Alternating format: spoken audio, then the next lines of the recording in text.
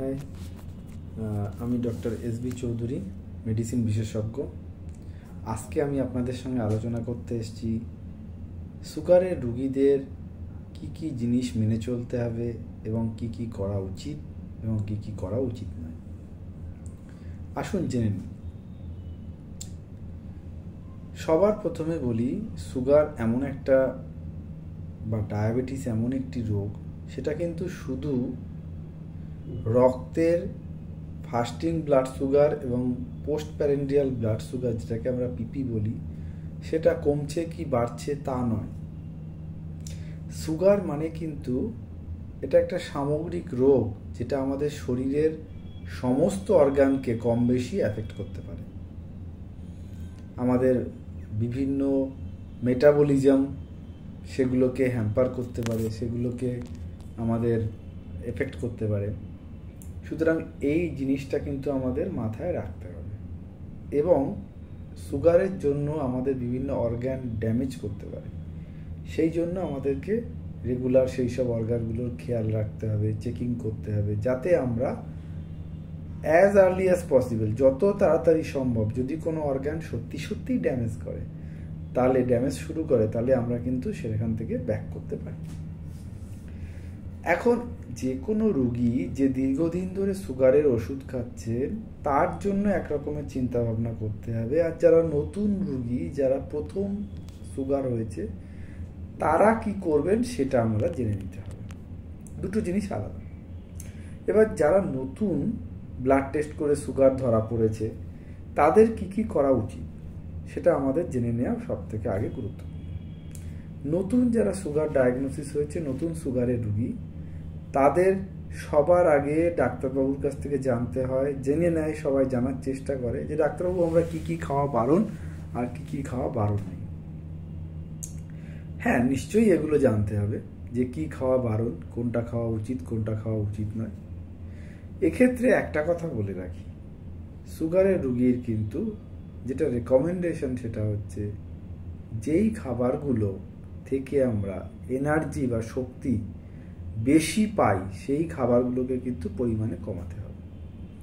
Overall calorie restriction বা energy restriction বা শক্তি restriction কিন্তু আমাদের মেইন টার্গেট হওয়া উচিত। এবার দেখা গেল কারো সারা দিনে যতটা ক্যালোরি খাওয়া দরকার, তার থেকে তিনি বেশি ক্যালোরি খেয়ে নিচ্ছেন, গ্রহণ করছেন, তাহলে কি হবে? তাহলে কিন্তু সুগারের রোগীর এই যে সুগারের নিয়ন্ত্রণ, এটা কিন্তু ঠিক থাকবে না। এবার আসুন আমরা জেনে নিই কোন কোন খাবারগুলোতে বেশি ক্যালোরি পাওয়া যায়। আমি প্রত্যেকটা খাবার ধরে ধরে বলবো না, আমি আপনাদের একটা গ্রস আইডিয়া দেব, যার থেকে আপনারা নিজেরা বুঝতে পারবেন, একটু সার্চ করলে, একটু ক্যালকুলেশন করলে বুঝতে পারবেন যে কোন খাবারগুলো আপনাদের খাওয়া উচিত, কোন খাবারগুলো উচিত নয়। যে সমস্ত খাবার অল্প পরিমাণের থেকেই আমরা খুব বেশি এনার্জি পাই বা শক্তি পাই, সেই খাবারগুলোকে আমাদের সীমাবদ্ধ করতে হবে বা নিয়ন্ত্রিত করতে হবে। যেমন যে কোনো তেলে ভাজা, ঘি, মাখন, এই জাতীয় জিনিসগুলো থেকে আমরা কিন্তু হাই ক্যালোরি পাই। সুতরাং তেলের জিনিস, ভাজা, এই জাতীয় জিনিসগুলোকে কিন্তু, তেলের ব্যবহার, ঘি, মাখন, চর্বি জাতীয় জিনিসের ব্যবহারটাকে আমাদের কমাতে হবে। কার্বোহাইড্রেট জাতীয় খাবার, কার্বোহাইড্রেট জাতীয় খাবারে ক্যালোরি কম থাকলেও কার্বোহাইড্রেট জাতীয় খাবার কিন্তু আমরা পরিমাণে বেশি খাই।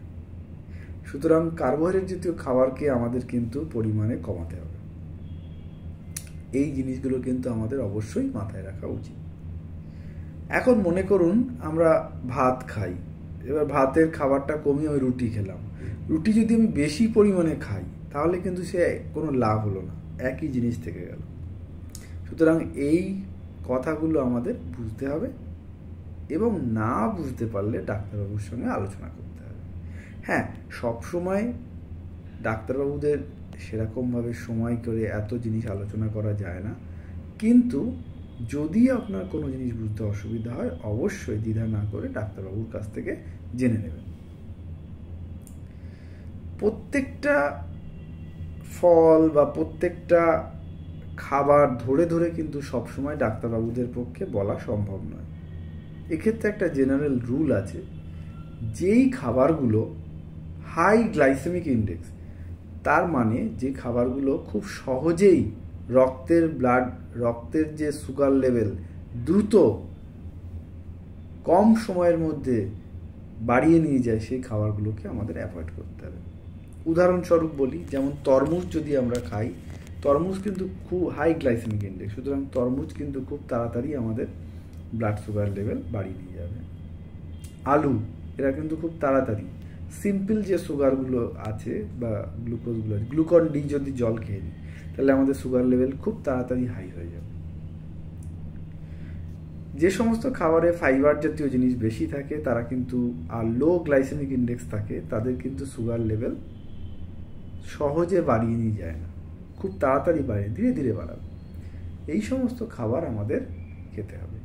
খালি পেটে থাকাটা বুদ্ধিমানের মতন কাজ না। অনেকে ভাবেন যে সুগারের রোগী, আমি খেলাম না, সেটা কিন্তু বুদ্ধিমানের কাজ হলো না। আমাদের যেটা করতে হবে যে আমরা খাবারটা খাবো, সেই খাবারের কোয়ালিটিটা মডিফাই করতে হবে। কিভাবে মডিফাই করব?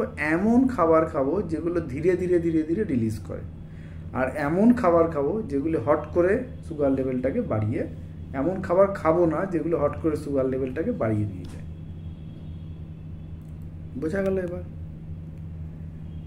যেমন মিষ্টি জাতীয় খাবার, যেমন পাকা আম, পাকা লিচু, এগুলো কিন্তু আমাদেরকে যতটা সম্ভব, পাকা কলা, এগুলো অ্যাভয়েড করতে হবে। তার মানে এই নয় যে আপনি খাওয়া পুরো ছেড়ে দেবেন, আপনি একবার মুখে ঠেকাতে পারবেন না। হ্যাঁ, আপনি ইচ্ছা হলে এগুলো খেতে পারেন, কিন্তু ওভারঅল আপনার ক্যালোরি রেস্ট্রিকশন করতে হবে এবং এই খাবারগুলো খুব নিয়ন্ত্রিতভাবে খেতে হবে। ইচ্ছা করলেও খেয়ে নিলাম 4-5টা, এরকম নয়। হ্যাঁ, আপনি ইচ্ছা করলে রসগোল্লাও খেতে পারেন একটা, কিন্তু আপনাকে ওভারঅল ক্যালোরি রেস্ট্রিকশন করতে হবে এবং অনিয়ন্ত্রিতভাবে নয়। মাসে মনে হলে একটা রসগোল্লা খাবেন, খেতেই পারেন, তাতে কোনো দোষ নেই, বরঞ্চ আমি বলবো সেইটা ভালো। আচ্ছা, এরপরে জেনে নিই সুগারের রোগীর আর কি কি করা উচিত। ভ্যাকসিন, সুগারের রোগীর কিন্তু অবশ্যই কিছু ভ্যাকসিন নেওয়া উচিত। কি সেই ভ্যাকসিনগুলো? Hepatitis B vaccine, influenza vaccine, pneumococcal vaccine, এগুলো রেকমেন্ডেড দ্যাট এই ভ্যাকসিনগুলো আপনাদের নেওয়া উচিত। এর মধ্যে হেপাটাইটিস বি ভ্যাকসিনের অতটা দাম নয়, আপনারা এটা ইচ্ছা করলে নিতে পারেন। নিউমোকক্কাল ভ্যাকসিন এবং ইনফ্লুয়েঞ্জা ভ্যাকসিন, এগুলো দামি ভ্যাকসিন নিশ্চয়ই, সুতরাং এগুলো যদি সামর্থ্য কুলায় নিশ্চয়ই নেবেন, কারণ সুগার রোগীর ইমিউনিটি পাওয়ারটা কমে যায়, এর ফলে সহজেই বিভিন্ন রোগে আক্রান্ত হওয়ার সম্ভাবনা বেশি থাকে। তাদের থেকে প্রোটেকশন দেওয়ার জন্য এই ভ্যাকসিনগুলো নেওয়া উচিত। এছাড়া কি করতে হবে? সুগার রোগী যারা ছোটোবেলা থেকে সুগার নেই, এই রোগীগুলোকে আমরা বলি হয় টাইপ 2 ডায়াবেটিস। সেই টাইপ 2 ডায়াবেটিস যাদের আছে, যেটা বেশি বয়সে সুগার হয়, তাদের মেইনলি কিন্তু রেগুলার চেক আপটা করা খুব জরুরি এবং চোখের ডাক্তারবাবুর কাছে অবশ্যই বছরে 1বার কি 2বার যাওয়া উচিত। চোখের ডাক্তারবাবুকে গিয়ে আমরা কি বলবো? চোখের ডাক্তারবাবুকে গিয়ে আমি বলবো যে ডাক্তারবাবু, আমার কিন্তু সুগার আছে, আমার সুগার আছে, এই জন্যই ডাক্তারবাবু আপনার কাছে পাঠিয়েছে। তাহলে এই জিনিসটা কিন্তু বলতে হবে। শুধু যে পাওয়ার দেখে চলে আসলাম সেটা না, তাহলে ডাক্তারবাবুরা কি করবেন? রেটিনাটা দেখবেন, কোনো রকমের অসুবিধা আছে কিনা সেই জায়গাগুলো পরীক্ষা নিরীক্ষা করে দেখবেন, বুঝতে পারবেন। আপনাকে হিস্ট্রিটা বলতে হবে সঠিকভাবে। আর কি করতে হবে? এছাড়াও অনেক সময় ডায়াবেটিসের বিভিন্ন রকমের কমপ্লিকেশন অ্যারাইজ করে, বিভিন্ন রকমের জটিলতা দেখা যায়। যেমন অনেকে ডায়াবেটিক ফুট হয়, যেটা পায়ের বিভিন্ন রকমের, পায়ের যেহেতু আমাদের নার্ভের সেন্সেশন কমে যায়, ফলে আমরা কাটা ফুটলেও বুঝতে পারি না, বা কোনো জায়গায় পুড়ে গেলেও বুঝতে পারি না।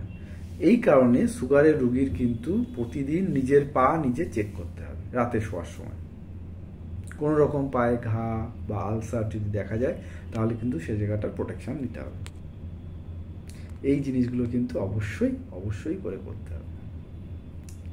এছাড়াও আরও কিছু জিনিস আছে যেগুলো আমাদের মেনে চলা উচিত, যেমন রেগুলার চেক আপ করা, ডাক্তারবাবুর কাছে যাওয়া, এবং শুধু ডাক্তারবাবুর কাছে যাওয়া বলবো না, ডাক্তারবাবুর সঙ্গে অ্যাক্টিভলি যে সমস্ত অ্যাডভাইস করছে সেগুলোকে মেনে চলা, এগুলো অবশ্যই করে করতে হবে এবং নিয়মিতভাবে ফলো আপে থাকা।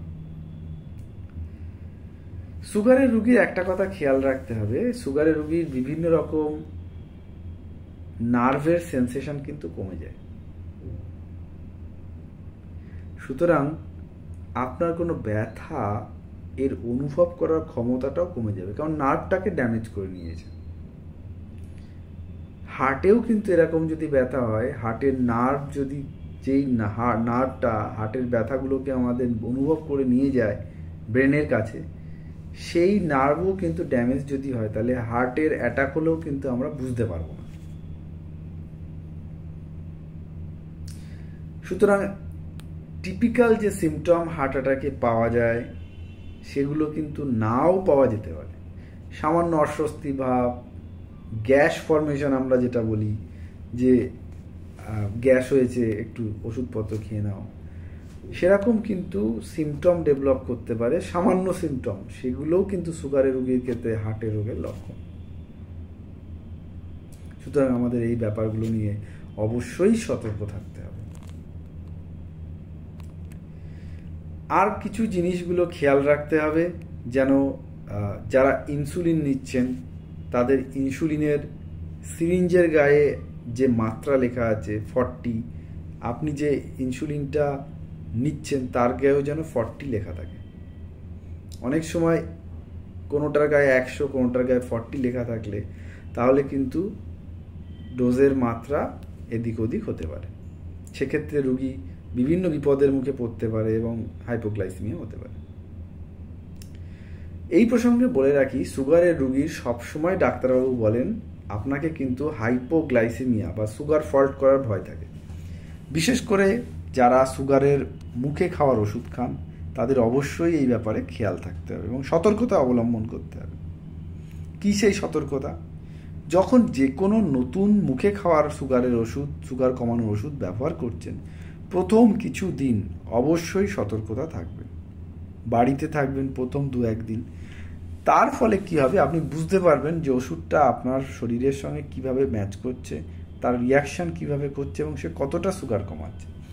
কোনো রকমের অস্বস্তি ফিল করলে কি হতে পারে, সুগার কমে গেলে শরীর ঝিমঝিম করতে পারে, ঘাম দিতে পারে, এমনকি মানুষ অজ্ঞানও হয়ে যেতে পারে। সুগারের রুগী যদি সুগার ফল্ট করে অজ্ঞান হয়ে যায়, তার সিমটম কিন্তু সেম যারা প্যারালাইসিস হয়ে যায় সেরাম পেশেন্টের মতো। তার কোনো কোমা পেশেন্ট যেমন শুয়ে থাকে, কোনো জ্ঞান থাকে না, একদম অবিকল সেরকম হতে পারে। সুতরাং মনে করুন একজন সুগারের রুগী নতুন সুগারের ওষুধ খাওয়া শুরু করেছে, ভোরবেলায় উঠে দেখলেন ডাকলেও তাকে ধাক্কা দিলেও সে সাড়া দিচ্ছে না, তাহলে সবার আগে যেটা করতে হবে তাকে হাসপাতালে নিয়ে গিয়ে কিন্তু সুগার চেক করতে হবে। সুগারের রোগী অনেক সময় কি করেন, সুগারের ওষুধ খেয়ে হাঁটতে চলে যান, কিন্তু খেয়াল রাখবেন আপনার পকেটে যেন চিনি বা লজেন্স বা গ্লুকন-ডি কিছু থাকে। এই অভ্যাসটা করা একদমই উচিত নয় যে কিছু না খেয়ে বেরিয়ে গেলাম, তাহলে কিন্তু সুগার ফল্ট করতে পারে। বিশেষ করে আগের দিনকার যে সমস্ত মেডিসিনগুলো আছে তাদের সুগার ফল্ট করার চান্স খুব বেশি থাকে। এখন নতুন জেনারেশনের মেডিকেশন যেগুলো বের হয়েছে তাদের সুগার চান্স করার ফল অনেক কম, তবুও সতর্কতা অবলম্বন করা বাঞ্ছনীয়। এই জিনিস কতগুলি আমাদের খেয়াল থাকলে আমরা কিন্তু সুগারের চিকিৎসাটা আরও আনন্দের সহকারে এফেক্টিভলি করতে পারবো, কোনো সাইড এফেক্ট ছাড়া। সর্বোপরি বলে রাখি, সুগার কিন্তু জীবের রোগ। যে জীব সংযম করতে পারবে সে কিন্তু সুগার নিয়ন্ত্রণ করতে পারবে।